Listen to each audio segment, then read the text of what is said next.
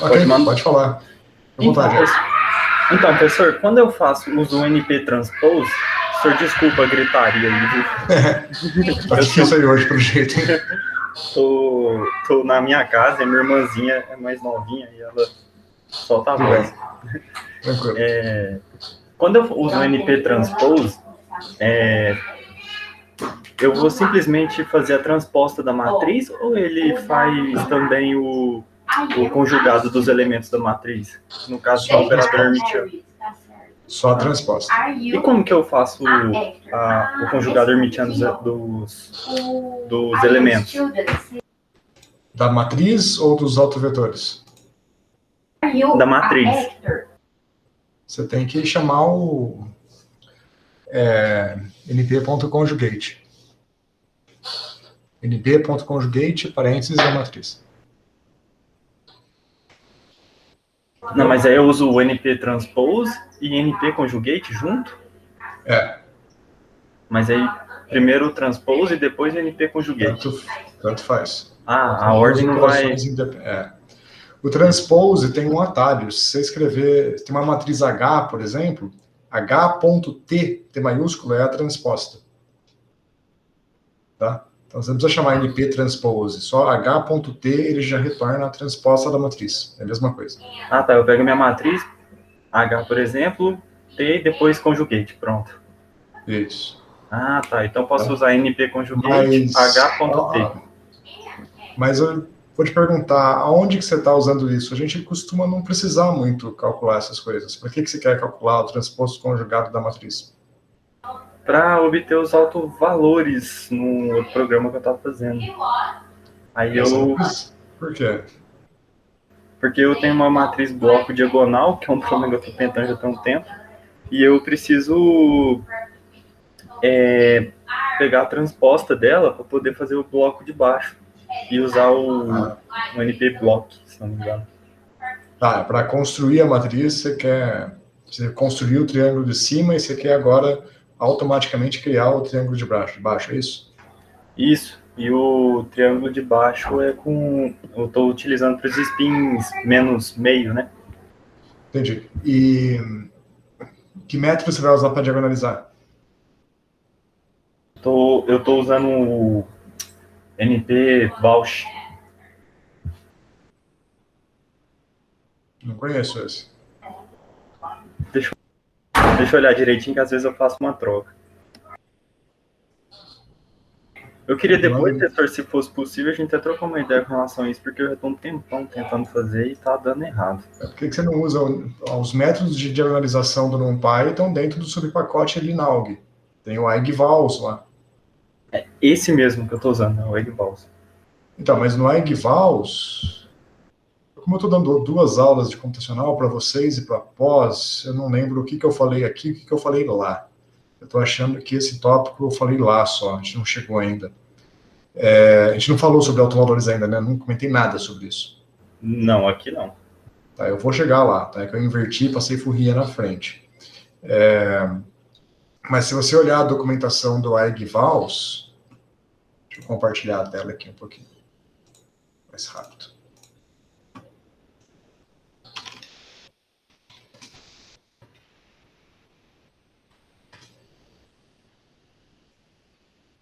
EggVals H, né? Porque a sua matriz é hermitiana. Certo? Isso mesmo. Tá. Então, bom, o que eu falo, né? Você tem que ler a documentação de tudo que você está usando.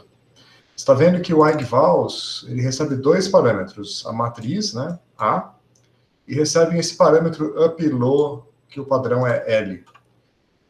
Só que é o seguinte, ele diz que qual o triângulo da matriz que ele vai usar para diagonalização. Você não precisa construir os 2 triângulos. Se você construir só o de cima, que foi o que você falou, olha aqui, ó. Specifies whether the calculation is done with the lower triangular part, L, or the upper triangular part, U. Quer dizer que se você passar up low igual a L, ele só vai olhar para o triângulo inferior e vai assumir que o triângulo superior é o complexo conjugado. E mesma coisa para upload igual a U. Ele só vai olhar para o triângulo superior e vai assumir que o triângulo inferior é o transposto conjugado. Sacou? Então você não precisa fazer o que você quer fazer. Você construiu o triângulo de cima, só passar upload igual a U, que ele vai assumir que o de baixo é o transposto conjugado. Saquei. Ah, não, facilita. Eu ainda preciso ler um pouco mais dessa documentação certinho. O que eu vou falar agora não é uma bronca em você, mas é uma dica para todo mundo. Qualquer comando que você vai usar, que faça algo elaborado, por exemplo, esse, que calcula autovalores, que não é algo trivial, leia a documentação. O que cada parâmetro dele quer dizer? Será que tem algum parâmetro ali, alguma coisa, algum detalhe que te ajuda a sua vida a ficar mais fácil? Então, você só vai se tornar um bom programador se você ter o costume de estudar todos os objetos, todas as funções, todos os métodos que você usa. E isso implica em ler a documentação de tudo que você está usando. Qualquer comando. Vai lá, dá uma olhada na documentação. Vê se tem algo interessante. De repente, para aquele projeto que você está fazendo, não tinha nada de interessante, mas para o próximo, de repente, você lembra de algo interessante que estava ali no meio, né? Então, acostume-se a ler toda a documentação. Todo comando. Ok? Beleza, Paulo. Beleza, professor. Valeu. Nada. Ok. Bom, gente, vamos lá. Tá quase todo mundo aqui, eu acho. Não olhei quantos tem. Acho que está todo mundo agora. Ok. Bom, tá, eu vou continuar falando de transformada de Fourier hoje, mas antes, vocês têm alguma outra dúvida para discutir?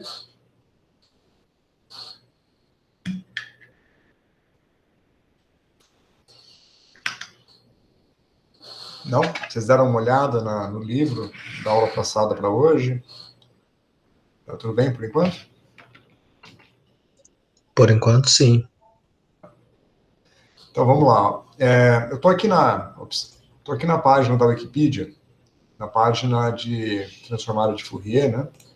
E aqui na página tem essa subseção, que é a tabela de transformadas de Fourier importantes. Essa tabela é muito útil. Eu acesso ela com alguma frequência, quando eu preciso lembrar de detalhes, né? Um sinal, uma definição, algum fator 2π que eu posso estar esquecendo. Então, aqui é legal para você conferir várias coisas. Veja que aqui tem 3 definições padrão aqui, né, da transformada de Fourier, que é baseada naquela brincadeira que a gente discutiu na aula passada, que depende da norma e depende se tem um fator 2π ou não na exponencial. Se eu estou falando de frequências ordinárias ou de frequências angulares, né? Então, a primeira coluna aqui vai falar da transformada de Fourier para frequências ordinárias, né? Que seria o F aqui, por exemplo. E aí tem o 2π na exponencial. E a norma é 1 aqui. A norma da transformada direta é 1. A coluna do meio é a frequência angular, tem o ômega aqui, né? Que seria o nosso K. E a norma 1 sobre raiz de 2π, que é aquela norma simétrica, que aparece tanto na direta quanto na inversa. E você tem aqui uma terceira opção, que é frequência angular, só que com a norma igual a 1, né? Então, tipicamente, as opções que a gente usa são essas duas, e uma terceira que é a norma igual a 2π, que aqui ele não colocou, né? Que é a norma para frente, norma para trás, e a norma simétrica. A primeira coluna é aquela que a gente praticamente nunca usa na física, que é com a frequência ordinária. A gente trabalha mais com a frequência angular. Então, aqui, para utilizar essa tabela, via de regra, a gente olha para essas duas colunas. E, em geral, a norma não afeta as regras. Você vê que... como é que eu leio essa tabela? Né? Eu tenho várias regras, né? Regra 101, 102, 103. Então, a primeira regra é a linearidade. Então, a transformada de Fourier da combinação linear é a combinação linear das transformadas. Isso é genérico, não depende de qual escolha que eu faço. Vê que é sempre a mesma coisa, né? A vezes a transformada, B vezes a transformada de G. Aqui também, só muda se a frequência é angular ou ordinária, né? Então, não muda nada, é a mesma regra. A segunda também, essa aqui é a transformada do deslocamento. Então, se eu desloco o argumento de A, a transformada ganha uma fase. Agora, a fase muda, né? Aqui a fase tem um fator 2π, porque a frequência é ordinária. Aqui a fase não tem, mas o ômega é 2π, por pensar, né? Transformação da frequência angular para ordinária, então é trivial. E aqui é igual, né? Porque a norma está embutida dentro do F, acaba que não aparece. E, bom, e assim por diante. Se eu aplico uma fase na função, eu desloco ela no espaço de frequência, vê que não faz diferença de qual que eu estou usando. Então, se vocês olharem, ó, poucas expressões aqui dependem da norma. Só essa daqui. Vamos pular essa por enquanto. Então, a derivada, a transformada da enésima derivada da função f é i ômega elevado a n vezes a transformada da função f. Tanto faz, a norma não afeta, certo? E, bom, e por aí vai. Polinômio vezes o f, tem as regras aqui, que é a derivada no espaço recíproco, também não depende da norma. A convolução, aí sim, a regra da convolução depende da norma. Essa aqui é delicada, a gente tem que tomar atenção que a norma afeta a convolução, tá? Porque afeta a convolução porque tem duas transformadas, isso é um pouco mais confuso. Como tem duas transformadas, acaba afetando, a norma é importante. E aqui também, se eu quero fazer a transformada de do produto de duas funções, é a convolução no espaço de frequência. Então, isso acaba que tudo que envolve convolução acaba afetando, a norma acaba afetando. Beleza. E aqui outros detalhes e por aí vai. Tem várias outras propriedades e exemplos que são interessantes. E aqui alguns casos particulares, né? Transformada da função retângulo, transformada da função sinc, não sei o que é essa tri, não conheço.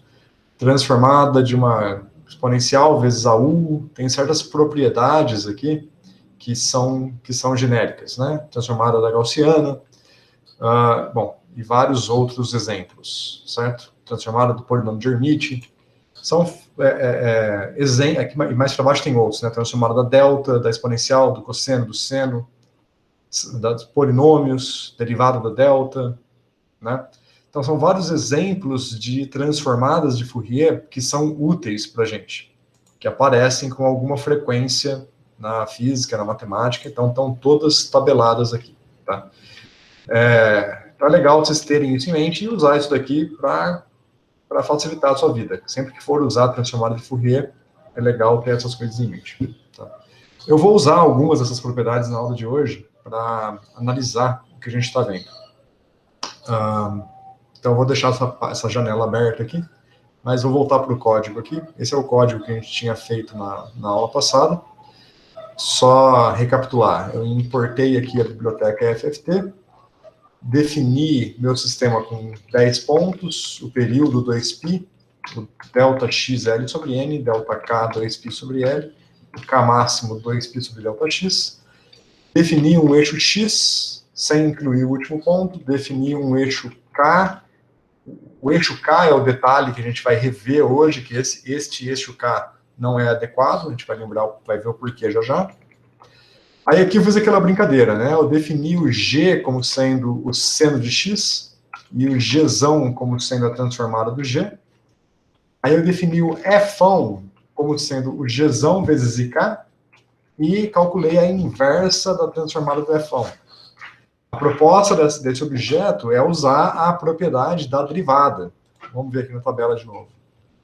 A gente sabe aqui, ó, que a derivada da função f, a transformada da derivada da função f é i ômega, ou ik elevado à potência da derivada, vezes a transformada da função f. Então, se eu fizer o processo inverso, se eu pegar uma certa função f, transformar ela, multiplicar por ik e tomar a inversa, o que eu devo obter é a derivada da função f original. Então, esse é o procedimento que eu estou fazendo aqui.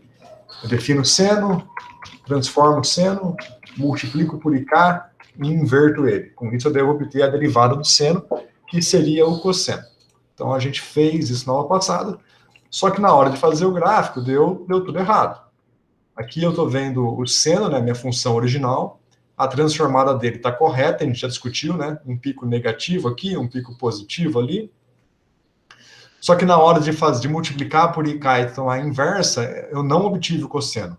Obtive um negócio que tudo bem, até oscila, mas a intensidade está errada, está indo de menos 5 a 5, e tem tanto parte real quanto parte imaginária. As duas são finitas e grandes, então alguma coisa errada está acontecendo. Eu cheguei a mencionar no final da aula passada que o que estava errado era essa definição do K.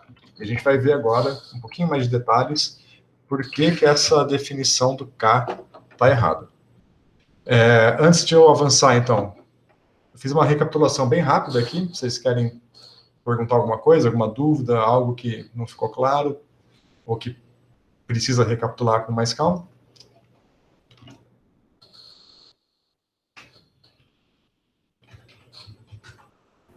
Parece que ficou tranquilo, professor. Ok. Então, eu vou trazer o tablet para cá. Ó. Vamos lá. Aqui está um pouco bagunçado ainda, as notas da aula passada que eu não organizei. Mas a gente fez essa análise aqui, né? Pegamos o seno, expandimos ele nas exponenciais complexas na fórmula de Euler, né?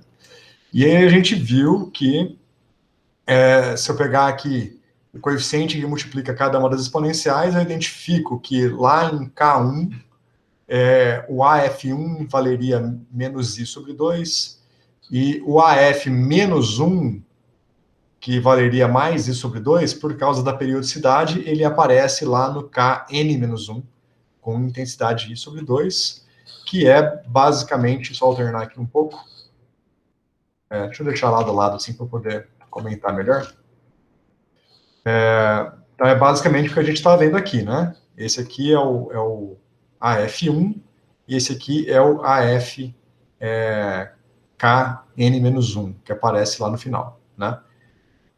Como o ΔK é 1, na nossa escolha aqui de parâmetros, então aqui aparece em 1, aqui aparece em 9, porque eu estou com 10 pontos. Então, um ponto antes, o N-1 é o ponto 9, que está para cima. Então, aqui está tudo compatível, está tudo ok. Né? Ok, bom. Agora vamos para os... bom, aqui está aquela operação que a gente queria fazer. Então, aqui um pouquinho mais de detalhe, olha. Se eu fizesse... Isso aqui é o que eu quero fazer, né? Quero pegar a transformada de f, multiplicar por ik para obter a transformada de g e inverter para obter o g, que seria o cosseno. Então, o que eu espero obter é o cosseno. Então, se eu fizer a mesma brincadeira, expandir o cosseno nas exponenciais complexas, ele é, naturalmente, meio de EX mais meio de E menos EX. Então, nesse gráfico de pontinhos aqui, eu esperaria ver isso daqui, né? Em K igual a 1 mais meio, e em K igual a 9, ou N menos 1, o mais meio. Então, quando eu olho aqui, ó, esse gráfico aqui é o gráfico do Gzão, que é o IK vezes F, ou seja, é o gráfico de cima, que é o F, é o Fão, multiplicado por IK. Então, aqui está em laranja, porque era a parte imaginária, multipliquei por I e virou real, por isso que está em azul aqui. Né? Esse aqui estava negativo, ficou positivo, porque I com I é menos 1, troca o sinal. Aqui estava negativo, I com I dá menos 1, troca o sinal. Então veio para baixo, né? Por isso que aconteceu isso. E como eu multipliquei por K, aqui o K é 1, né? Então aqui estava menos 5, ficou mais 5 lá. Aqui o K é 9, então estava 5, virou menos 45. É claro o que aconteceu por detrás aqui na matemática, nos números, porque eu estou multiplicando por K, e o K é esse meu eixo aqui, né? Então, veja o que aconteceu. Aqui ficou mais 5, aqui ficou menos 45. Lembrando que é 5 em vez de meio, por causa da nossa escolha da norma, né? Então, é 10 vezes meio, por isso que deu 5. Então, aqui deveria dar, comparando com esse gráfico aqui, deveria dar mais 5 e mais 5, que corresponde ao mais meio e mais meio dessa nomenclatura aqui. Aqui, beleza, deu mais meio, mais 5, né? Mas aqui deu menos 45. Não só o sinal está errado, mas a intensidade está ridiculamente errada. Certo? Então, o que está errado aqui é o nosso vetor K. Bom, então, por que está errado? Essa figura eu tinha feito na aula passada, então eu vou só recapitular ela. Mas se vocês tiverem alguma dúvida aí, eu vou com mais calma, tá? Então aqui eu estou basicamente fazendo o gráfico da função h de k igual a k como função de k. Então é a linha preta, é a própria função linear, função identidade, né? h de k igual a k. Então esta é a função que seria a função correta se eu tivesse num domínio contínuo, sem fazer o domínio discreto e periódico. Aqui eu marquei o ponto zero e o ponto kn, né, que é o nosso k máximo. Então se eu olhar para a função preta, ela é essa reta aqui. E é esta função preta que eu estou usando para fazer esse produto aqui. Então aqui ela vale 1, aqui ela vale 9, né? Na nossa escala ali.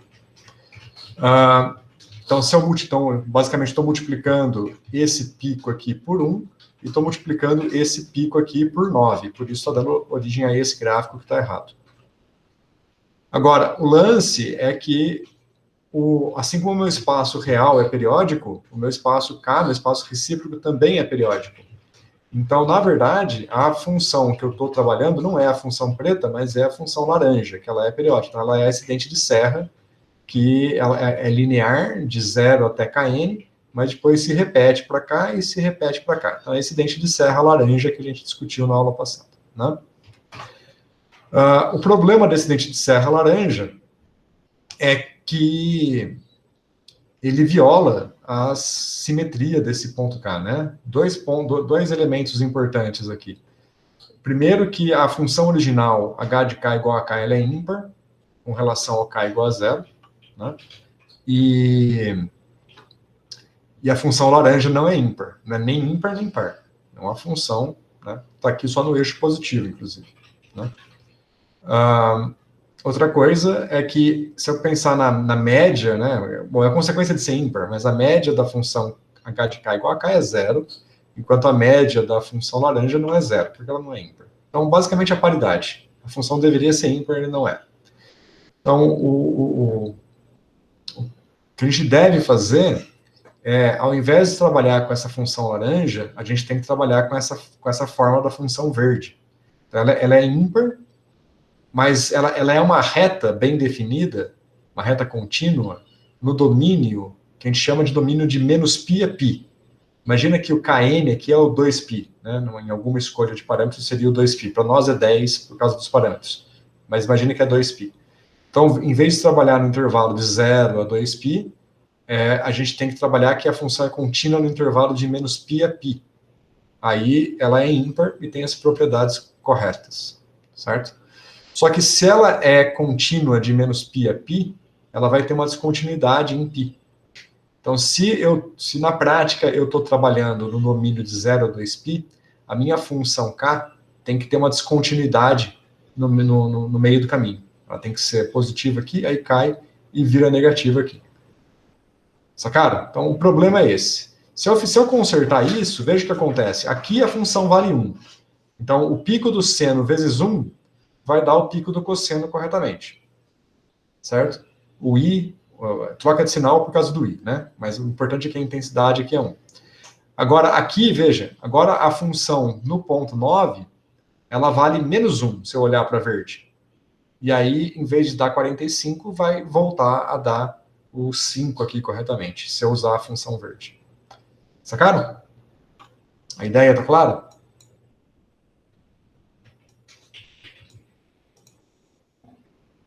Bom, ninguém responde, eu vou avançando.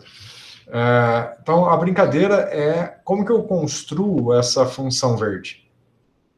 Não é legal ficar construindo na mão, né? No Python, a gente sempre tem que usar as ferramentas disponíveis para a gente. Eu poderia construir ela na mão, se eu quisesse, teria que fazer um loop com algum array para construir metade dela assim e a outra metade assim. É fácil interpolar isso, é uma reta, né? Então, você consegue definir aqui a equação da reta aqui, a equação da reta ali.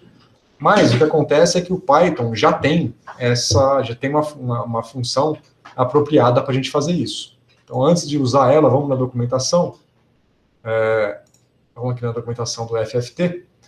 Então, se a gente descer aqui, ó, tem as funções auxiliares, o helper routine. Então, tem duas funções que nos auxiliam nessa troca de domínio, né? Trocar o domínio 0,2π para o domínio menos π a π. é a função FFT-FREC e a função FFT-SHIFT. A FFT-FREC é a mais importante. É ela que vai nos ajudar a construir esse vetor descontínuo. Tá? Então, veja a descrição dela. Ela retorna a sample frequencies, ou seja, retorna as frequências utilizadas na construção da transformada de Fourier. Vamos abrir ela aqui, ó. Como eu disse para o Hélio, né? Vamos sempre ler a documentação. Bom, então ele calcula as funções começando do zero, né? Mas de uma forma descontínua. Aqui não está muito claro a documentação, porque eu falei, não está muito claro. Então vamos lá, o que ele faz? Ó? Ele vai fazer metade do vetor que ele retorna vai ser um vetor positivo, de 0 a n sobre 2 menos 1, e a segunda metade vai de menos n sobre 2 até menos 1. Então ele já constrói automaticamente essa descrição. Tem duas fórmulas aqui, porque a descontinuidade, o ponto onde a descontinuidade acontece, depende se o número de pontos é par ou é ímpar. Tá? Mas ele constrói isso automaticamente. E tem um segundo parâmetro, que é o parâmetro D, que é o inverse of the sampling rate, ou seja, é o espaçamento entre os pontos. Tá? Por padrão, ele coloca esse espaçamento como 1. No nosso caso, seria o DK. Vamos ver como que a gente usa esse cara aqui, então, vamos passo a passo aqui. Bom, então aqui em cima, eu vou fazer o seguinte, eu vou criar uma célula nova aqui, vou fazer um gráfico trivial, que é o gráfico da nossa função k igual a k. Certo? Então, essa aqui seria a nossa função preta. Para ficar bonitinho, vamos até colocar o color black. Tá? lt.xlabel, vou chamar de k original, tá? Ou deixar só, vou ocupar espaço aqui, kk, né? É k como função de k, é a reta, essa nossa reta preta. Ou, na verdade, a nossa reta laranja, mas tanto faz, né? Só estou no intervalo interno aqui, então a preta é igual a laranja. Agora, vamos ver como é que eu uso, então, essa função FFT-FREC. Bom, para isso, vamos olhar a cara do nosso vetor K. Então, ele é basicamente o vetor de 0 a 9, com passos 1, porque o nosso delta K é 1. Então, 0, 1, 2, 3, 4, 5, 6, 7, 8, 9.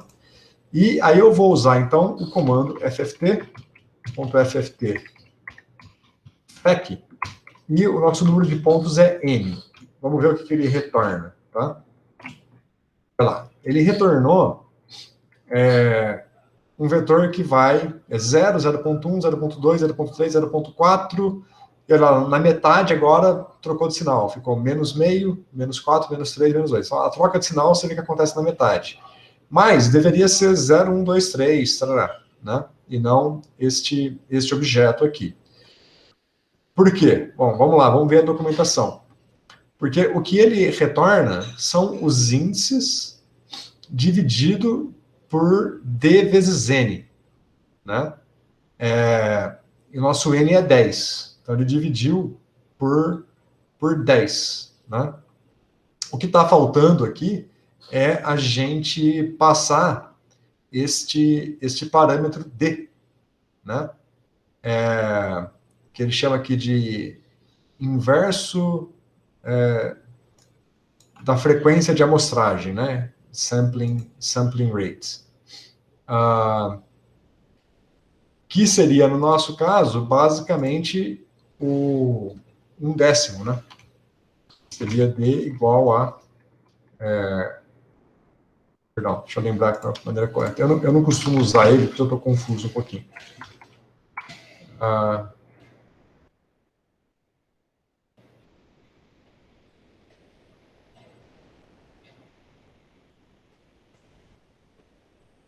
Bom, eu vou mostrar do jeito que eu costumo usar, tá? Eu não costumo usar esse D, não. Eu costumo pegar esse cara aqui e simplesmente multiplicar por 2 vezes π ou por, na verdade, por K máximo. Mas a gente já definiu o K máximo ali em cima, né? Então, basicamente, pode se multiplicar por K máximo, tá? É a mesma coisa. Bom, vamos deixar assim, depois eu tento explicar melhor esse inverse sampling rate. Estou na dúvida de como definir corretamente.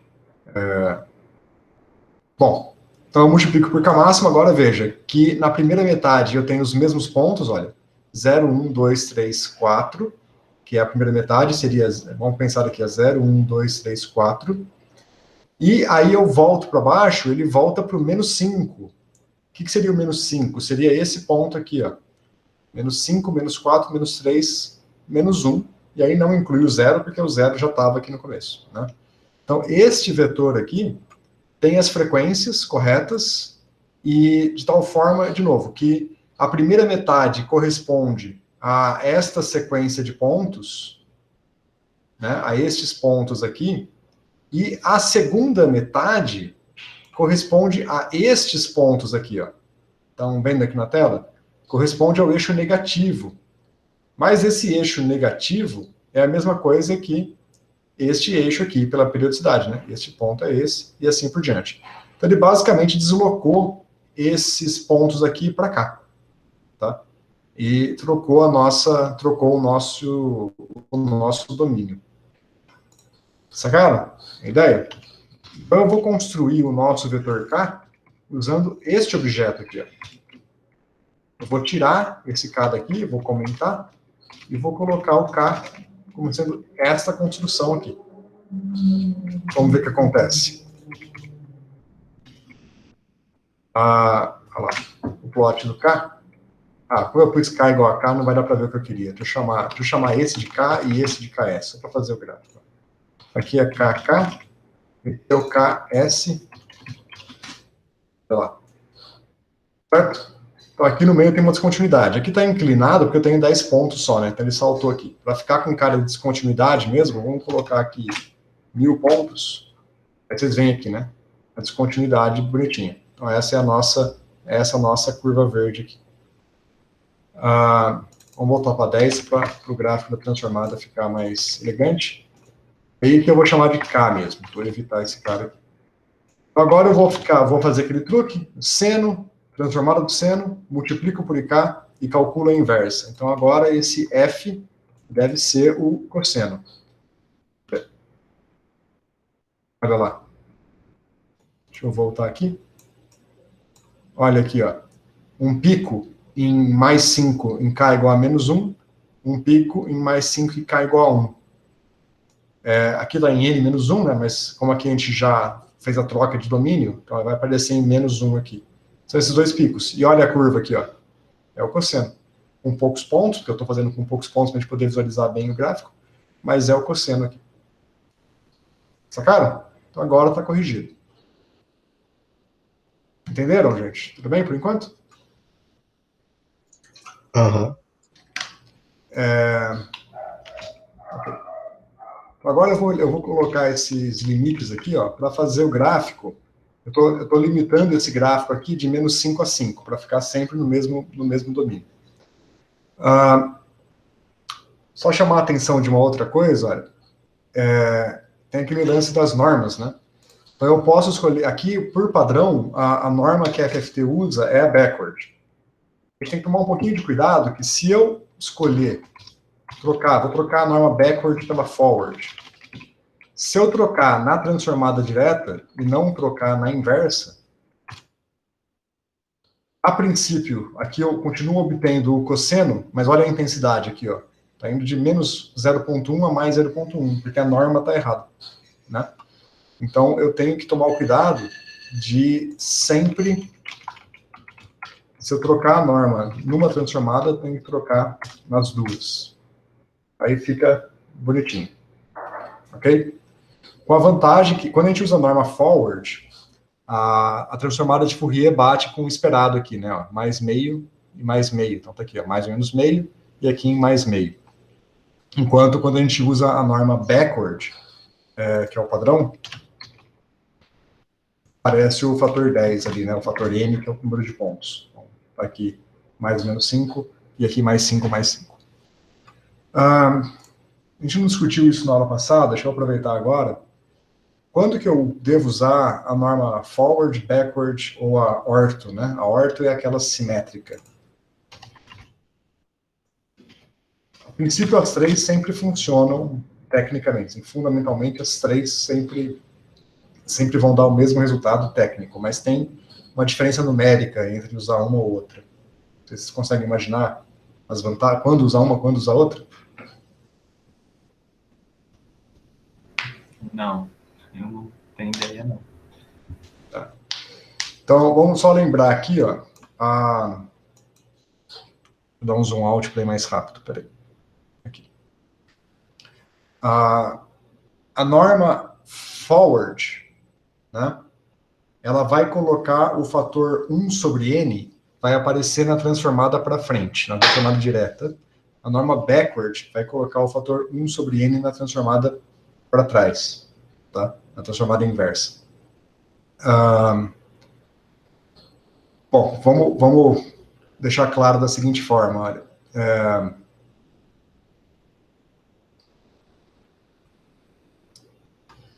Se o seu n for um número muito grande, aqui eu estou pondo 10, né? Mas ele poderia ser um número grande. Então, por exemplo, vou deixar aqui a norma padrão, que é a backward, e vou aumentar o número de pontos. Só rodar com 10 de novo para a gente lembrar. Então, com 10, a transformada está indo de mais a menos 5. Se eu trocar para 1000 pontos, bom, claro, o seno e o cosseno ficam bem mais bonitos, né? Ficam com cara de seno e cosseno agora, mas olha a transformada. Agora ela está indo de mais a menos 500, e aqui, né, mais 500, mais 500. Então, o valor daquela transformada varia de acordo com a norma que você utiliza, né? Então, se o n for um número muito grande, e você estiver usando a backward, a sua transformada vai ficar com um valor muito grande. E se esses valores ficarem grandes demais, você passa a ter problemas de precisão numérico. Então, a ideia é que em todo cálculo que você faz, a gente sempre tem que tentar deixar os números do seu problema sempre o mais próximos possíveis de valores, né, próximo das unidades, das dezenas, no máximo nas centenas. Não evitar números muito grandes, tá? Potências de 10 muito elevadas, né? Porque aí você começa a perder precisão por causa do limite da precisão de ponto flutuante, que a gente discutiu nas primeiras aulas, né? Então, você escolhe a norma tal que evite aparecer números muito gigantes. E isso depende não só da transformada, mas da sua função f, tá? Aqui a nossa função f está indo de mais ou menos 1, a transformada vai de mais ou menos 500. Agora, dependendo dos valores que você tem aqui, se tiver uma gaussiana com um pico muito fino, por exemplo, a transformada pode ficar com um valor muito grande, né? E você passa a ter problemas numéricos. Então, você tem que analisar o que você espera da sua transformada, qual a intensidade dos valores num caminho e no outro, para evitar perda de precisão. Isso varia caso a caso, tá? Neste caso aqui, eu preferiria usar a forward, porque fica tudo perto da unidade, né? E fica mais correspondente a essa nomenclatura aqui, né? Do mais ou menos meio, né? Então, vamos deixar aqui, só para finalizar o exemplo, deixar na forward, só para ficar sempre com a cara parecida com a documentação, aqui com as nossas anotações. Tudo bem? Por enquanto, está tranquilo? Por enquanto, sim, senhor. Ok. Agora eu vou passar aqui para um segundo exemplo, que é o exemplo da transformada de uma gaussiana. Eu já deixei ele meio pronto demais. Eu vou comentar alguns trechos aqui e a gente vai discutindo. Tirar esse... Eu tinha posto um S aqui. É o mesmo código, tá? Só tirar esse S aqui que estava nos testes e comentar esse que a gente não vai usar. Já vou tirar daqui até. É o mesmo código. Então, aqui eu vou definir o número de pontos. Nesse caso, eu estou usando 50 pontos, um pouquinho mais. Vou definir a periodicidade do meu problema, 20. O delta x, o delta k e o k máximo seguem as mesmas definições. Mas como agora a periodicidade não é mais 2π, O ΔK agora é 2π sobre 20, então vai dar um número quebrado, e o K máximo vai dar 2π sobre ΔX, vai dar um outro número quebrado, né? Mas o resto é a mesma coisa. Eu vou definir um eixo X, que vai de menos L sobre 2 a L sobre 2. Vou definir as frequências K usando o FFT-FREC, igual a gente fez lá em cima. E aqui eu vou definir a função que eu vou transformar. Então eu vou definir uma gaussiana, exponencial de menos x quadrado, uma largura L, depois a gente vai variar essa largura L, que eu pus L igual a 1 para começar. Calculo a transformada da gaussiana, multiplico por IK e aplico a inversa. Então, estou pegando a gaussiana e calculando a sua derivada usando a transformada de Fourier. Bom, antes de olhar o resultado, vamos olhar o que a gente espera. Para isso, vamos ver aqui aquela paginazinha da Wikipedia. Vou descer um pouquinho aqui. Cadê a... Perdão, eu diminui o tamanho da janela, ele saiu do ponto que eu queria. Deixa eu ver o índice aqui. Deixa eu aumentar um pouquinho o tablet aqui também. Só para estabelecer o problema que eu estou propondo aqui agora, então. Então, eu quero pegar uma função que eu chamei de g de x, que é a exponencial de menos x quadrado sobre 2L quadrado, que é a gaussiana, né? O que a gente espera da transformada da gaussiana? Bom, vamos chamar isso de um g de k. E vamos procurar aqui, ó. Então, na Wikipedia, tem a transformada da gaussiana numa tabela aqui embaixo. Vamos ver. Retângulo, seno, aqui. Esta é a gaussiana, tá? Exponencial de menos alfa x quadrado. Onde o alfa, para mim, é 1 sobre 2L quadrado, né? Então, só para comparar com a Wikipedia, deixa anotado para não esquecer, o alfa é 1 sobre 2L quadrado, na notação dele ali, certo?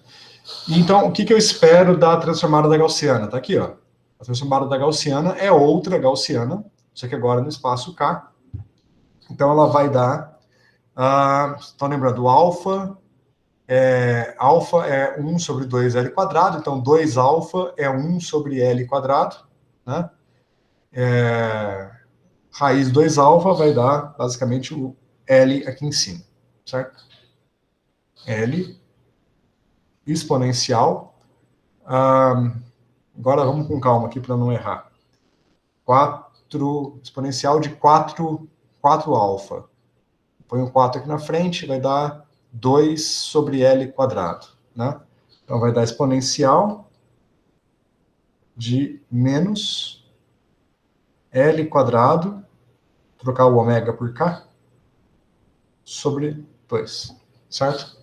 Então, a transformada da gaussiana é outra gaussiana, certo? Uma gaussiana no espaço real é uma gaussiana no espaço recíproco. A única coisa que vocês veem aqui é que a largura da gaussiana no espaço real é L, a largura da gaussiana no espaço recíproco é 1 sobre L. Percebe? É o inverso, né? Porque está aqui em cima, né? Como se fosse 1 sobre L. Tudo bem?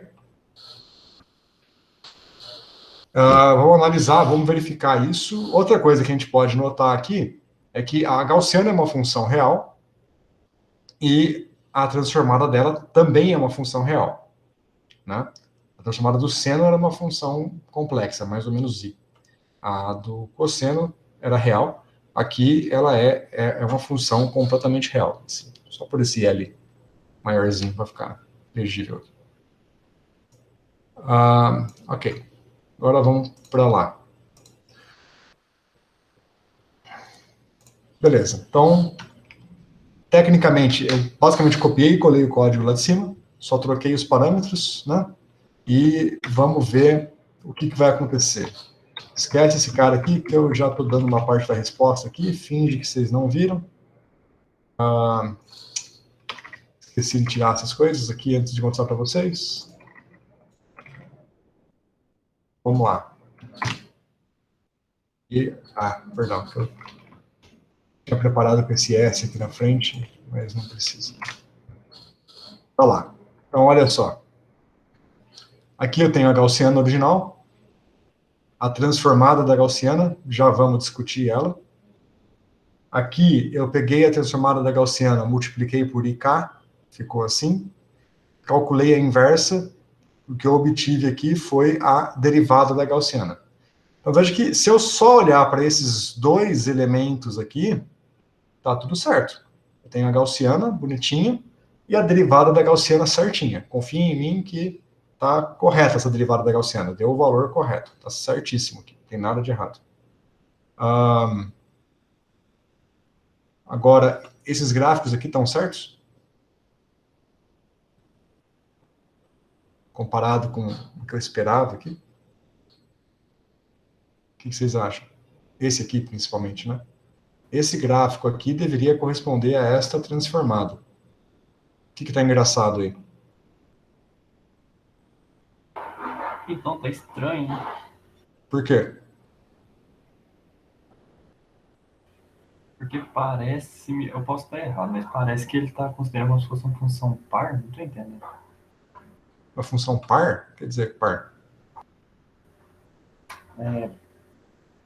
Esqueci a palavra. Os outros aí, alguma sugestão, alguma coisa que parece que está errado? O que vocês esperariam desse gráfico aqui, ó? Como é que é a cara desse gráfico? Essa função aqui está com a cara correta? Esta é a cara que vocês esperam. Olha para os pontinhos. Essa é a cara que vocês esperariam para essa função aqui? Parece que os pontinhos estão oscilando. Estão oscilando. É. Veja, tem pontos negativos. Essa função pode ser negativa?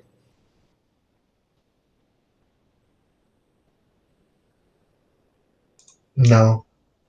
Não pode, né? Exponencial de um número real não pode ser negativo. Multiplicado por L, que é um número positivo, não pode ser negativo. Então, oscilando, né? Para baixo, para cima, para baixo, para cima, para baixo, para cima, para baixo, para cima, para baixo, para cima. Né?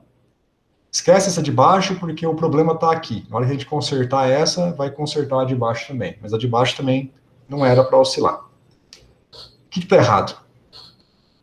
Eu falei para vocês que eu copiei e colei o código de cima e tem algum detalhe que está errado no código, que eu deveria ter alterado, ou tem alguma coisa que está fugindo daquilo que a gente definiu na aula passada como fundamentos. Tem alguma coisa aqui, aparece tanto no código quanto na figura, eu não sei aonde que vocês enxergam com mais facilidade o problema. Mas tem alguma coisa que não é compatível com a estrutura dos fundamentos que a gente fez aqui da transformada de Fourier discreta. Vamos voltar aqui.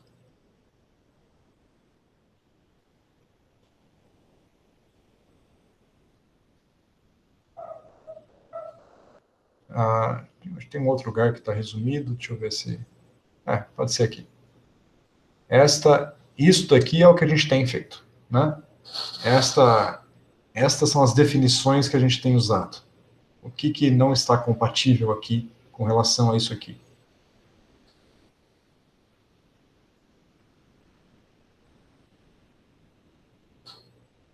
É a norma? Não. A norma não vai afetar, não vai gerar oscilações, ele vai mudar a intensidade, mas jamais criar oscilações. É um detalhe bem delicado. Vamos lá.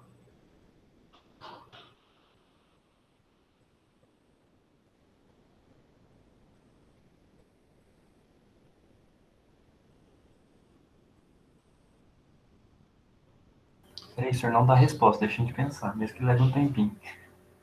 Vou dar umas dicas, né? Quando eu faço a transformada, veja, o comando que eu executo a transformada é esse daqui, né? FFT G. G é a função. Aonde que eu estou usando o vetor X?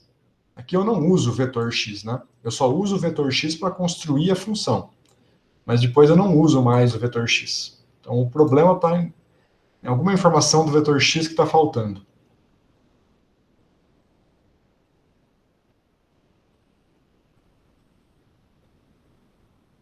Tem que especificar o vetor x quando você define a G, a transformada?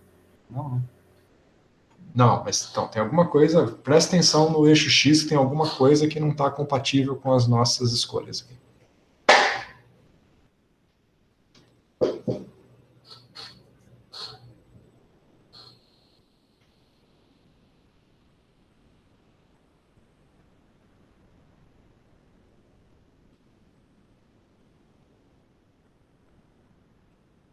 O que a gente sabe do, vetor, do domínio de x? Qual é o nosso domínio do vetor x? O domínio da nossa função. É um domínio periódico de período L. O que mais? Qual é o domínio? Aí a gente colocou x de menos L sobre 2 a mais L sobre 10, né? E aqui na teoria, nos fundamentos, qual é o domínio? Tem que ser de 0 a L? A gente construiu tudo com o domínio de 0 a L. Toda a construção foi isso. E aqui o nosso domínio está indo de menos 10 a 10. Certo? O passo ΔX, veja, o L, o período, L é o período, né? Independente de se o domínio vai de 0 a L ou de menos L sobre 2 a L sobre 2, o período é L. Então, o período L e o espaçamento dos pontos ΔX, eles aparecem aqui no eixo K. O período aparece aqui no espaçamento ΔK e o espaçamento ΔX aparece no K máximo. Mas a origem do sistema de coordenadas não aparece em lugar nenhum. Vejam, o ΔK e o K máximo vão sempre ser isso daqui, independente de qual seja a origem do meu sistema de coordenadas, certo? Então, nesta estrutura aqui, a gente, na construção desse problema todo, a gente assumiu que tanto K, a gente assumiu que o K vai de 0 a K máximo, e aí a gente acabou de usar o FFT Shift para trocar esse domínio, né? Mas isso é menos relevante. E o X, a gente assumiu que vai de 0 a L. A gente assumiu a origem em 0. Veja que, tecnicamente, isso não é um problema se eu só olhar para a função e faço a transformada, trabalho em cima da transformada e calculo a inversa. Então, se eu olhar a função original e a função final que eu compus, fazendo a transformada e voltando, isso não é um problema, tá tudo bem. Eu tive a derivada e a derivada está certíssima. Mas se eu quiser olhar para a transformada de Fourier e olhar e ver a cara dela bonitinha, ou se eu quiser fazer alguma operação que dependa aí da origem dos três coordenadas, né, que seja mais delicada, isso aqui não está com uma cara correta. Neste problema especificamente, eu vou mostrar para vocês como corrigir essa cara aqui, mas meramente para visualização da transformada de Fourier, que é importante. Eu quero ver que essa transformada de Fourier deu certo. E para ela dar certo, eu quero que ela siga exatamente o que eu tenho aqui nos meus fundamentos, né? Eu sei que a transformada é essa daqui, mas veja, essa daqui é a transformada de Fourier. Essa daqui é a transformada de Fourier discreta, numérica, com todas as suas seus detalhes, né, sórdidos aí por trás que trazem essas complicações. Então, tecnicamente, isso está certo, não está errado. Só que eu não posso comparar isso com isso diretamente. Bom, vamos olhar de novo aqui para as propriedades da transformada de Fourier, as propriedades aqui em cima. Olha só. Como o nosso método acha que a origem da nossa função está em x igual a 0, é como se esse eixo aqui, ó, fosse de 0 a 20. Veja que vocês vão ver que não faz nem diferença, né? Se eu fazer o seguinte, eu vou pegar esse x aqui e vou trocar ele por um x que vai de 0 a L.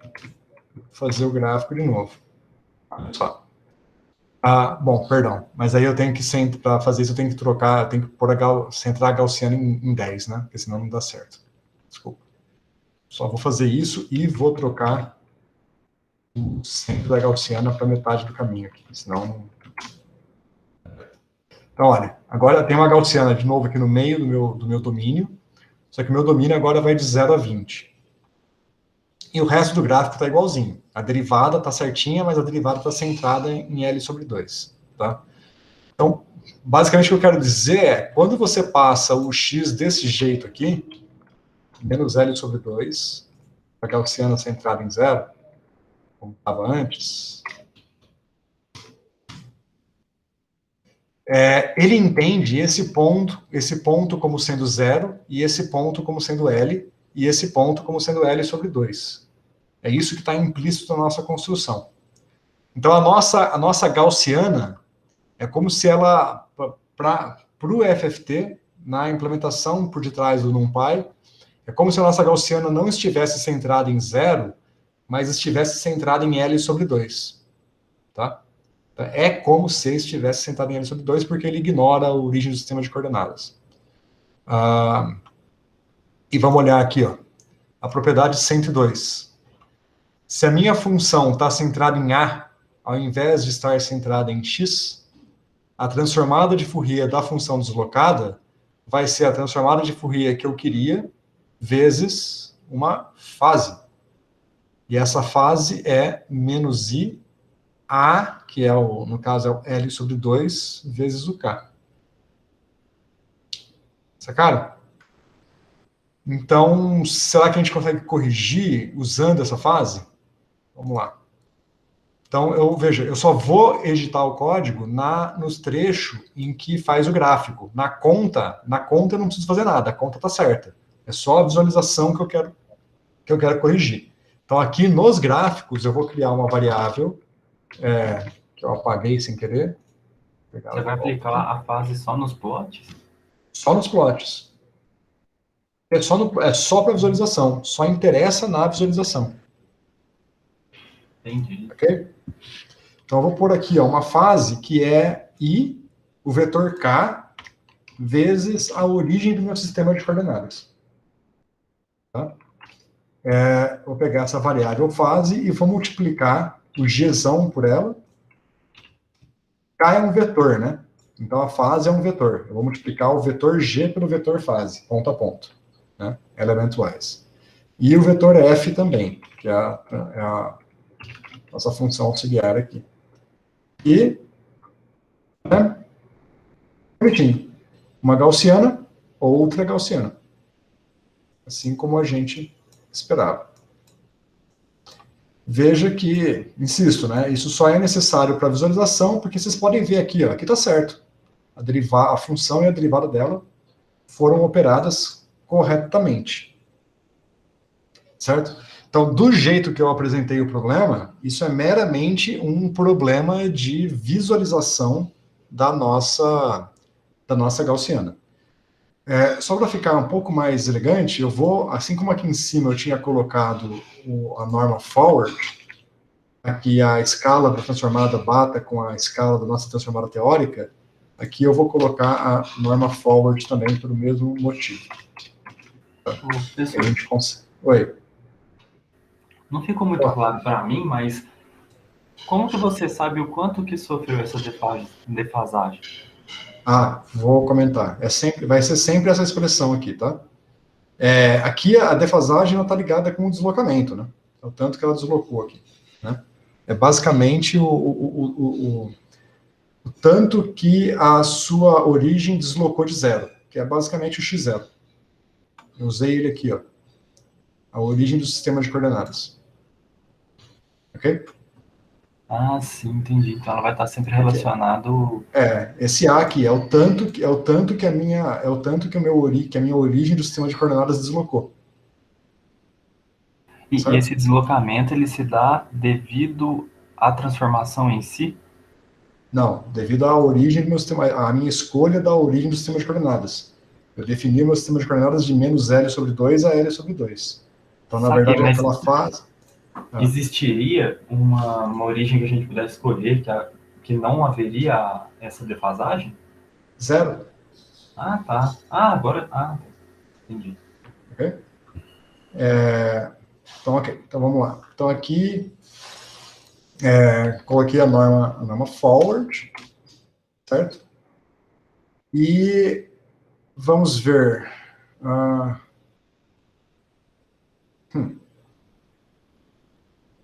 Não forward. Aqui não deveria ter dado 1. Tá dando...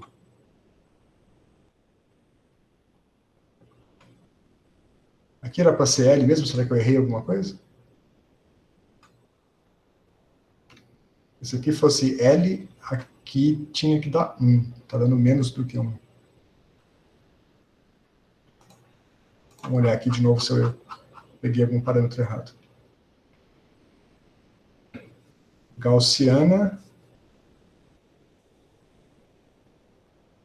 Alfa é 1 sobre 2L², tá certo? Aqui aparece raiz de 2α. 2α é 1 sobre L². Então aqui aparece L, tá certo? Né? L também. Por que não deu 1?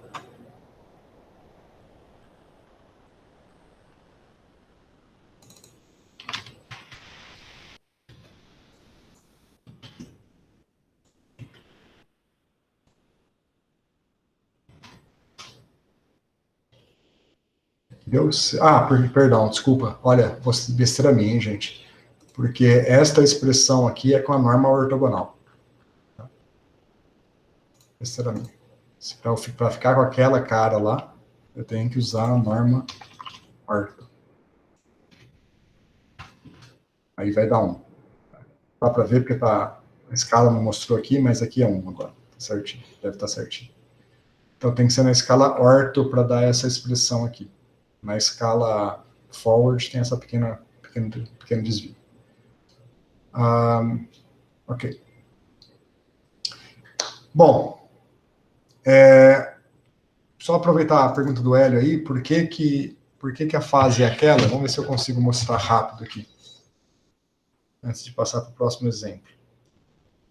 Veja, quando a gente começou aqui a transformada de Fourier discreta, a gente tinha esse XJ aqui, né? E a gente definiu o XJ aqui em cima. XJ é J delta X, que, como consequência, né, quando o J é 0, o XJ é 0. Né? X0 é 0. Então, a nossa origem do sistema de coordenadas é 0, e foi aqui que a gente escolheu isso. Se eu quiser dar uma outra origem para o meu sistema de coordenadas, a princípio, basta eu somar um fator A aqui, né? Então, eu vou pôr em outra cor. Então, se eu somar aqui um A, agora o meu domínio vai de A até A mais L. Concorda? Em vez de 0 aqui, passa a ser A. E aqui, em vez de ser L, passa a ser L mais A ou A mais L. Né? Trivialmente, por eu ter somado isso daqui. O resto nada muda. Aqui continua sendo o XJ, certo? Mas agora o XJ é essa expressão. Não vou olhar para esses detalhes aqui, vamos só olhar aqui embaixo, ó, que agora o Kn vezes XJ não é mais isso daqui, ó. Concorda? Porque agora tem um A sobrando. Aqui a gente tinha usado que o Kn é N delta K, e o delta K é 2π sobre L, e o L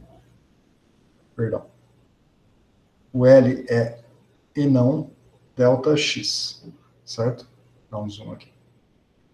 E o XJ, agora, antes ele era J delta X, mas agora a gente tem que somar o mais A. Então veja que se eu fizer o produto do J delta X com este cara aqui, dá exatamente o que eu tinha aqui, né?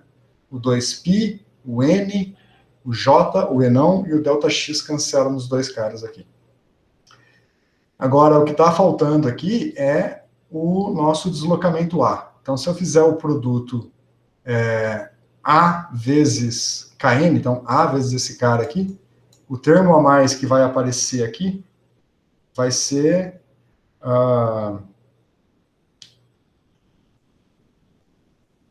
2π, perdão, 2π, vamos pôr assim, 2π a n sobre, vou pôr, o enão delta x é o L, aqui eu acho melhor colocar o L, então vou pôr assim, 2π n a sobre L. Então esse é o termo extra que está aparecendo nesse produto que não tinha antes. Então esta fase, ela vai aparecer aqui na nossa definição.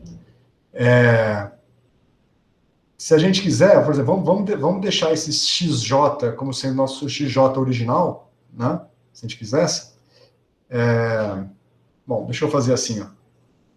Vou pegar...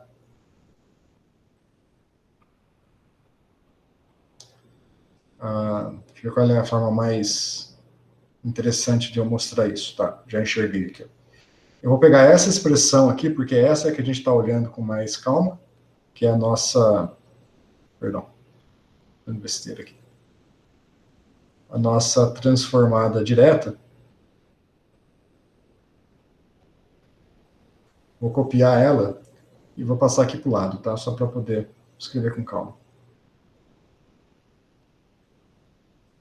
Paste. Então, agora eu quero pegar esta expressão e aplicar esta definição aqui na exponencial.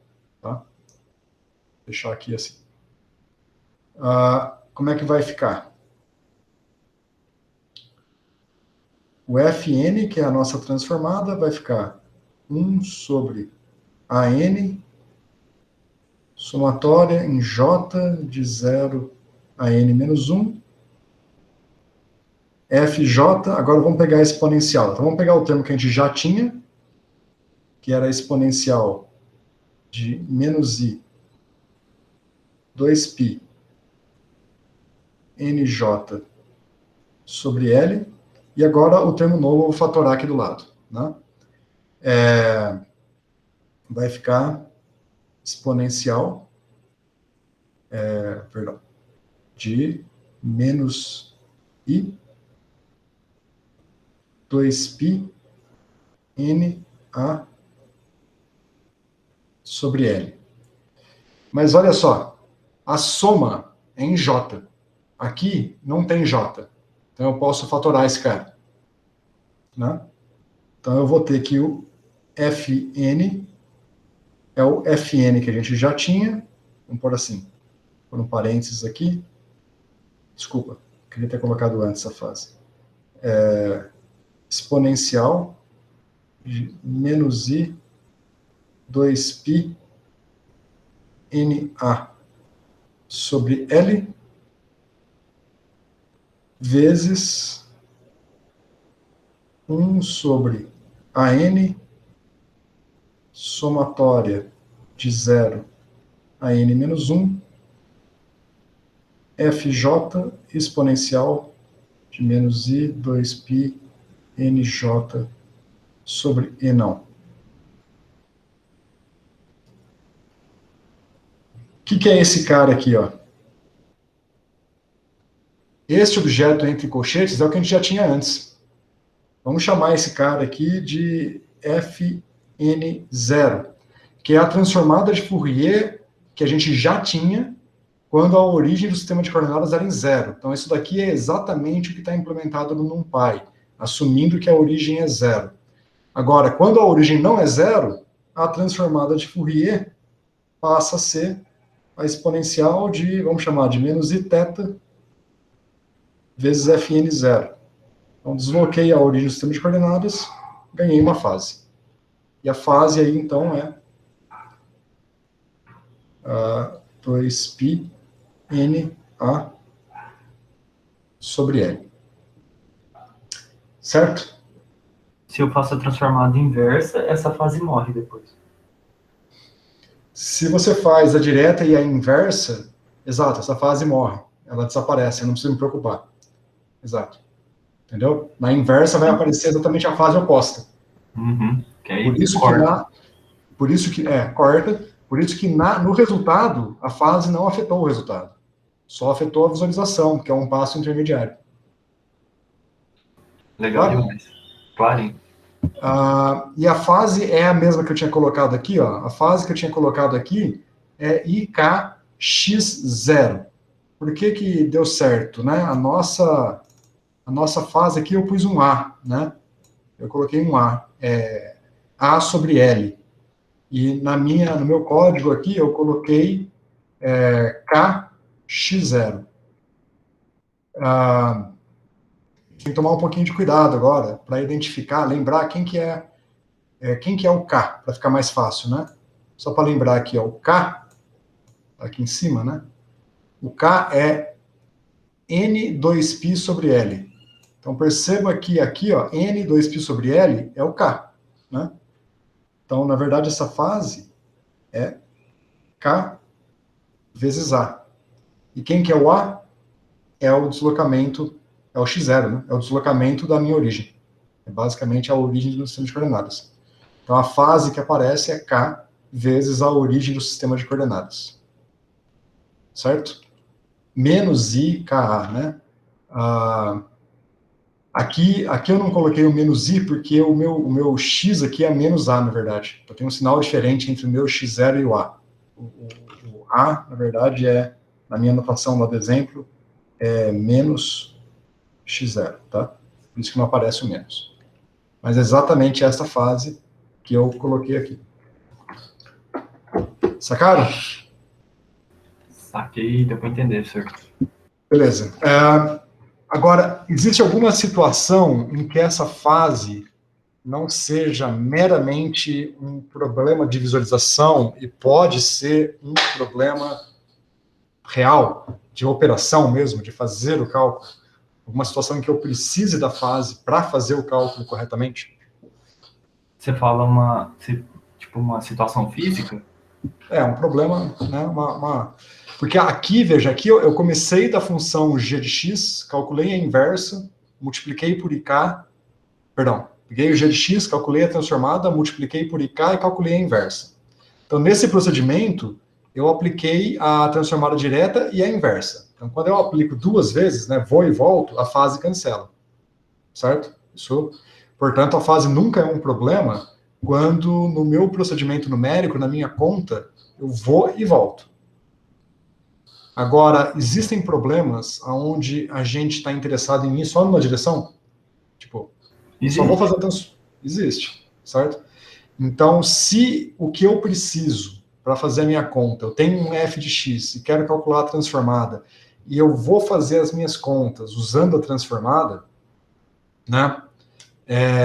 E eu preciso da transformada no formato correto dela, sem a fase, para fazer as contas, eu tenho que tomar cuidado com essa fase. Então, depende do que eu estou fazendo, pode ser que a fase não seja meramente um problema de visualização. De novo, neste caso aqui, a fase é só um problema de visualização, mas pode ter situações em que ela é mais delicada do que isso. Tá? E quando eu tiver essas situações mais delicadas, o que eu faço? Exatamente. Você tem que computar as coisas com a fase, né? Então, por exemplo, se eu tenho uma onda passando e eu tenho um polarizador, e essa onda sofre uma polarização, sei lá, de π sobre meio. Carregar a fase. Então, ó, por exemplo, eu vou tirar as fases daqui, ó. Tirei a fase da visualização. Então, se eu plotar agora, está errada a visualização, mas a conta está certa. Eu posso carregar essa fase, vou trazer ela aqui para cima, ó. Posso carregar essa fase na conta, para que a conta fique certa e a visualização também, sem eu ter que colocar a fase só na visualização. Isso é um pouco chato, porque numericamente é um pouco mais pesado, que eu tenho que ficar fazendo produto de vetores desnecessariamente. Então, eu só vou carregar a fase aqui quando for estritamente necessário. Então, de novo, vamos ver. Aqui nas expressões teóricas, a gente entende isso. Tá? Então, primeiro caso aqui, ó. Esta primeira operação aqui é a transformada direta, que é essa aqui de baixo. Certo? Então, neste caso aqui, vai aparecer a fase A. A fase A está multiplicado kn, Então, como depende só de n, a fase fatora, né? Então, a fase não depende de j. A fase depende sempre de n só, né? Então, como a fase só depende de n, ela fatora. Então, a transformada que eu tenho é a transformada original vezes a fase. Então, eu posso pegar essa fase aqui e fazer a transformada e depois multiplicar pela fase. Certo? Vamos ver. Aqui embaixo vai estar errado porque eu não corrigi ainda, mas vamos por partes. Então, se eu fizer assim, olha, tem a função gaussiana, tá certinha. A transformada dela tá certa, a gaussiana também, mas eu não tive que colocar a fase na visualização, porque eu já coloquei a fase na conta. É equivalente. Né? Agora, o f de k tá certo também, né? Porque é esse cara vezes esse, mas olha só, a inversa tá totalmente errada, deslocou completamente, ficou um negócio meio bizarro. Né? Então, agora eu tenho que carregar essa fase em algum lugar aqui na inversa. Então, para carregar a fase na inversa, seria este caso aqui. Então, seria uma fase, vai ser xj mais a, então vai ser uma fase EIKNA. Essa fase depende de n, né? Então, ela não sai da somatória. Então, eu tenho que multiplicar o fão pela fase antes de tomar a inversa. Aqui embaixo ela fatorou, né? Saiu da soma. Então, eu posso tomar a transformada e depois multiplicar pela fase. Aqui não. Como ela não fatora da soma, eu tenho que multiplicar antes de atuar. Fora isso, tomar cuidado que aqui a fase tem um menos, aqui tem um mais. Como 1 sobre a exponencial é a exponencial de menos o argumento, né? Eu posso fazer o seguinte, pegar esse f aqui e dividir pela fase. Aqui eu multiplico, depois de fazer a transformada, aqui eu divido antes de fazer a transformada. E aí, fica tudo bonitinho. Ok? Sem ter que fazer correções de visualização. Já carreguei as fases corretamente nas contas. Saquei, entendi, professor. O único problema é que se você tiver numa situação que você vai e volta e a fase não vai ser importante para a conta, você fez 2 operações numéricas pesadas aqui, se eu tiver um número de pontos muito grande, esse produto é pesado, porque é um produto ponto a ponto, né? Fiz 2 vezes um cálculo que eu estou perdendo tempo fazendo isso, porque ele não é necessário. Então, eu vou fazer essas correções somente quando o meu problema numérico é tal que eu faço a transformada só num sentido. Aí eu corrijo a fase. Se eu faço nos 2 sentidos, não estou nem aí para a fase. Ok? Beleza. Certo. Agora, vamos lá. Aqui, então, eu usei a propriedade da transformada de Fourier, a propriedade da derivada, né, para fazer esta operação. Então, usei... Cadê? Mais para baixo. Usei esta propriedade da transformada de Fourier para tomar a derivada de uma função. Sem usar diferenças finitas, então é uma técnica de tomar a derivada usando a transformada de Fourier. Veja que eu posso também calcular a segunda derivada. Para isso, é só eu pegar esse IK e tomar o quadrado. É a propriedade aqui da derivada. A enésima derivada vai ser dada pela enésima potência de IK. Então, se eu rodar este cara aqui agora, eu tenho a segunda derivada da função f. Essa cara aqui. Ok? O que eu quero dizer é que estas propriedades todas aqui, vocês conseguem agora emular elas, né? Brincar com essas propriedades e fazer coisas interessantes. Por exemplo, vamos pegar um outro exemplo para olhar aqui, ó. Deixa eu pensar aqui. Vamos pegar a propriedade da fase, né? Se eu pegar a minha função transformada e multiplicar por uma fase, é equivalente a deslocar a função original. Então, vamos fazer o seguinte. Em vez de tomar a derivada, eu tenho uma gaussiana centrada em 0, eu quero fazer o seguinte, eu quero tomar a transformada, fazer alguma operação na transformada, e ao calcular a inversa, em vez da derivada da gaussiana, eu quero a própria gaussiana, só que centrada em 5. Quero deslocar ela para cá. Como é que vocês fariam isso? Conseguem sacar como fazer? Aqui eu quero trocar. Em vez de fazer isso, eu quero fazer outra coisa.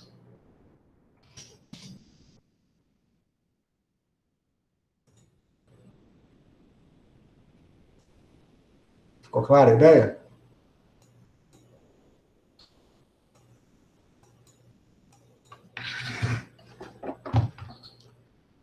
Eu vou anotar aqui para tentar ajudar. Então, eu tenho aqui que o f de x menos a vai em exponencial de menos i a k f de k, na nossa anotação. Então, eu quero começar com uma gaussiana centrada em 0, tomar a transformada de Fourier, fazer alguma operação, e ao calcular a transformada inversa, eu tenho uma gaussiana centrada em 5, em vez de estar centrada em 0. Sacaram? Então, o que eu faço aqui? Vou pegar... Aqui eu escrevi F, vamos colocar G, só para ficar compatível com o que está ali. Então, é basicamente isso daqui, né, gente? Vocês estão muito quietos, mas eu tenho que, para usar a propriedade, eu faço isso daqui. Então, se eu multiplicar a minha função G pela exponencial de menos i k vezes 5, eu vou estar deslocando a minha função de 5. Sacaram? Saquei, professor, saquei. Olha lá. 0 e 5. Então, aqui é a gaussiana. Aqui a gaussiana vezes uma fase, né? Eu multipliquei por uma fase, então agora tem oscilação, está correta, porque essa oscilação é esta fase aqui que eu multipliquei. Calculo a inversa, tenho lá a gaussiana centrada em 5. Desloquei. E se em vez de deslocar de 5, eu deslocar de 10, o que vai acontecer?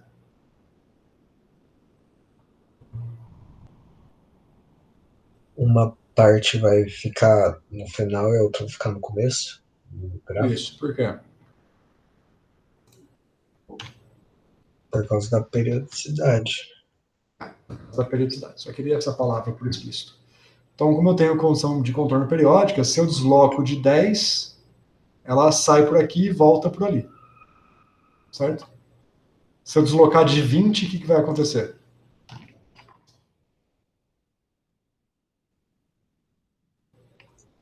Vai ficar igual. Se eu deslocar de 20, volta para a origem, porque o período é 20. Né? Bom, vou deixar 5 para ficar mais visível aqui. Ok? Então, qualquer uma das propriedades que aparecem aqui na Wikipedia, vocês podem usar para fazer manipulações da gaussiana. É bem interessante. Uma outra coisa que eu esqueci de falar, vamos voltar aqui para a derivada mesmo, é a largura, né? Então, a gente viu aqui, ó, que uma gaussiana com largura L no espaço real vai ter largura 1 sobre L no espaço recíproco. Então, aqui ela estava com largura 1, né? Largura 1. E aqui no espaço recíproco também com largura 1. Para ficar um pouquinho mais claro, ó, como o nosso espaço real vai de menos 10 a 10, eu vou plotar o espaço recíproco também de menos 10 a 10. Tá? São unidades diferentes, né? Um é metro, o outro é 1 sobre metro. Tente ignorar isso, fica mais fácil para pensar nas larguras. Olha que elas são idênticas às gaussianas, né? Tem aqui a largura 1 e aqui uma gaussiana igualzinha com largura 1 também. Né? Agora, se eu colocar largura 2, então agora a minha gaussiana aqui, eu não plotei ainda, mas essa aqui tem largura 2, essa aqui vai ter largura 1 sobre 2. Então essa vai alargar, essa vai afinar. Vamos ver. Viu? Alargou, afinou. Certo? Se eu fizer o contrário, falar que a minha gaussiana no espaço real é fina, tem largura meio, essa aqui vai ter largura 2. Certo? Agora aqui está mais fininha, aqui está larga. Tem poucos pontos, então quando fica muito fina, fica meio quebradiça. Né? Tem que rodar com mais pontos para ficar mais claro. Mas é isso aí. Então isso daqui, essa propriedade da gaussiana é muito importante também, porque não é só para gaussiana, é para qualquer coisa, tá? Toda função que é larga no espaço real, ela vai ser fina no espaço recíproco. Vocês podem pensar numa onda plana, né? Se eu tivesse uma onda, se a minha função fosse uma onda plana, uma função complexa, por exemplo... Nossa, eu ia te perguntar isso agora. O f de x é um EI, eu vou chamar de Q, para não causar confusão, EI QX. Quem é a transformada f de k?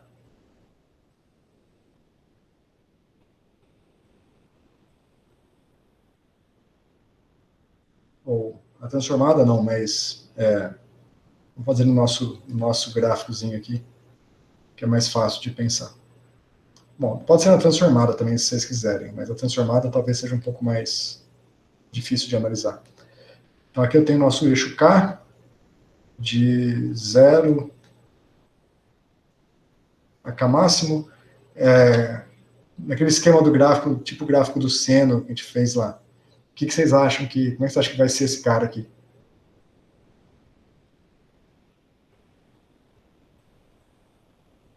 Vamos voltar para o seno para lembrar?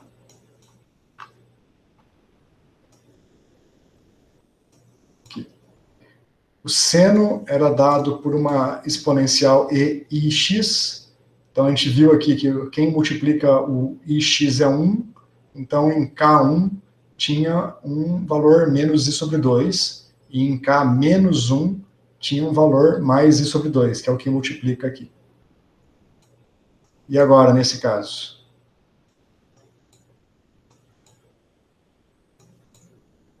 No valor Q vai ter um valor 1, no caso. Isso. Em algum ponto aqui, a gente tem um ponto Q, e a transformada vai valer 1 nesse ponto. Ou seja, só um ponto é finito. O resto é 0. Certo? Então é o limite extremo. Uma onda plana é algo que é extenso, né? É finita e tem módulo constante no espaço inteiro, e no espaço Q, no espaço K, ela vai ter valor 1 aqui naquele ponto. A transformada de Fourier da onda plana, vamos lá, vamos acostumar a usar a Wikipedia, porque vai estar aqui. Né? Essa é uma transformada importante, útil, que aparece com frequência, vai estar em algum lugar aqui. Passou já? Está mais para baixo. Na próxima tabela. Aqui. EIAX. Bom, então em vez de Q, ele chamou de A, mas é a mesma coisa. Olha lá, a transformada é raiz de 2π, delta de, vamos pôr assim, K menos Q. Então, na nossa transformada discreta, a transformada é um pico discreto em 1, né? Um pico com intensidade 1 em Q. Na transformada contínua, um pico discreto vira uma delta. Tá? Aí tem a norma aqui, depende da norma da transformada, mas é basicamente a mesma coisa. Sacaram? Tá aqui, senhor. E o oposto também é verdade, né? Se eu pegar uma função que é muito fina, que seria a transformada da delta. Perceba que se o Q fosse 0, né? Para Q igual a 0, f de x igual a 1. Então é a função absolutamente constante. Né? E aí o pico estaria em 0. Ele daria basicamente delta de k. 2π delta de k. Né? O caso oposto, o limite extremo oposto, é o f de x igual a delta de x. Nesse caso, quem é o f de k? Né? Bom, aqui é mais difícil porque a gente não tem a menor ideia como escrever a delta de x como uma expansão em ondas planas, né, para poder fazer esse gráfico aqui. Mas esse cara aqui vai ser uma constante, vai ser finito para todos os k's. Então o f de k vai dar 1 a menos a norma. Tem que olhar a norma, que a norma não sei de cabeça. Então tá aqui. Delta de x é transformada 1 sobre raiz de 2π, mas de novo, esse raiz de 2π depende da norma que a gente está utilizando. Tá? O importante é que é constante. A norma você tem que olhar com calma para adaptar ao problema que você está considerando. Mas o fato é que é constante. Então, se eu fizesse a transformada da delta no nosso espaço K, seria uma coisinha finita em todos os pontos.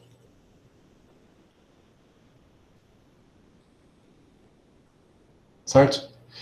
Perceba que isso aqui é um problema, né? Como ela é finita em todos os pontos, mas o nosso domínio é limitado. Ela deveria ser finita de zero, de menos a mais infinito. Então, o nosso domínio limitado não dá para descrever uma delta perfeitamente. A delta, ela sempre vai ter uma largurinha. A menor largura, então a delta sempre vai ser uma gaussianazinha, onde a menor largura possível é delta x. Depende do espaço x. Tá? Então, nunca é perfeitamente uma delta, né, quando a gente está falando de casos discretos. Sempre vai ter uma largura mínima associada. A gente pode ver isso fazendo uma troca aqui, né? Por exemplo, em vez de pôr a gaussiana, vamos falar que o G é tudo igual a 1, né? Vamos fazer um vetor de uns. Uma função constante, seria praticamente uma onda plana, né? Se a gente fizer esse cara aqui, ó, olha lá, transformada de Fourier é uma função constante, transformada de Fourier é um pico em zero, que é o caso de Q igual a zero, né? Aqui embaixo esquece, porque a derivada de 1 é zero, tá trivializado, né? E se eu colocasse uma onda plana, igual o Hélio queria, só tomar cuidado que eu tenho que escolher um valor de Q que exista, né? Não posso pegar um valor de Q qualquer, tem que ser um múltiplo de ΔK. Então, vamos pegar aqui e vamos colocar que a função é IJ. Vou pegar o nosso... fazer assim, aqui era só comentar a gaussiana para não confundir. Vou definir o Q como 5 ou 3 vezes ΔK, tá? Para escolher um valor que existe. Então, é Q vezes X, nossa onda plana. A transformada, tá lá. Essa aqui é a onda plana, a parte real e a parte imaginária dela. Aqui ela é um pico em Q igual a 3. Certo? Aqui está 1, né? Q é qualquer, mas é um pico em Q igual a 3. E aqui a derivada dela, só troca, né, senos e cossenos aqui. Certo? Certo, professor. Mais alguma dúvida, gente? Alguma coisa que a conversa aí não tenha ficado claro? Ou alguma sugestão de algum caso interessante que a gente possa analisar aqui? Peraí, professor, naquele último gráfico ali que você fez, você falou que o Q é igual a 3, mas qual que é o valor de K ali, onde eu tenho... 3 ΔK. 3 ΔK. O Q está dando, vamos ver, 0,9, porque o ΔK é... Quanto que é o ΔK? 0,314. Ah, tá, entendi. Certo? Deu quase 1, né? Se eu der um zoom aqui, vamos dar um zoom lá. Vamos colocar um zoom de menos 2 a 2, deve dar para ver. Olha lá, quase 1, é nesse ponto, ó. 1 ΔK, 2 ΔK, 3 ΔK. Certo? Se eu colocasse um valor de Q que não corresponde a um ponto ΔK, o que aconteceria? Vamos ver. Vamos colocar 3,5 ΔK. Esse não existe, né? Está no meio do caminho entre dois pontos que existem. O que vai acontecer? Olha lá, ele se bagunçou, né? Ele, como acabou que pegou dois pontos. E, bom, não está tão ruim, aqui está mais ou menos certo, mas acabou ficando impreciso. Deveria ser um ponto só e apareceu 2. Não deve estar muito ruim, mas olha só o que aconteceu na transformada inversa. Ficou uma bagunça. Aqui está certo porque eu construí assim, né? É a minha construção. Mas ao calcular a inversa, criou uma bagunça aqui, ó. Deu umas oscilações espúrias aqui, porque criou-se uma oscilação aqui embaixo que não é correta. Então, isso é algo que foi uma boa pergunta, porque acaba que isso aqui é algo importante. Você tem que tomar esse cuidado. Bom, fazer isso aqui que eu fiz, né, é bem raro. Eu fiz aqui mais como exemplo mesmo. Mas se você precisar expressar o K, você tem que sempre usar o vetor K e o delta K.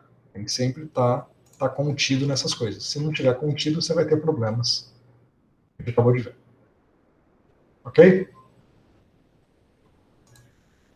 Mais alguma, gente? Vocês podem olhando aqui para a tabela, algum caso que vocês acham interessante? Não. Sei lá. Podem ir testando depois, né? Fazer o seu código próprio aí e dando uma analisada. Tem um caso que eu não fiz ainda, que é o da convolução. Da convolução é delicado, né? A convolução de F com G é o produto das convoluções, o produto das transformadas F e G. Esse aqui eu vou passar como exercício para vocês trabalharem um pouquinho, tá? Eu acho que para facilitar um pouquinho a vida de vocês, eu vou mandar esse meu código lá no chat, para vocês terem que ficar digitando tudo isso. E aí eu vou passar um pequeno exercício só para treinar, para vocês fazerem essas transformadas de Fourier. Vamos começar com a convolução.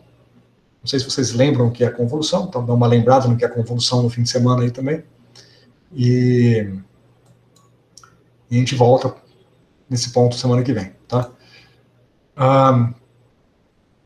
Para fechar o assunto transformadas de Fourier, agora falta a gente ver para que serve isso tudo, né? Quais são as aplicações.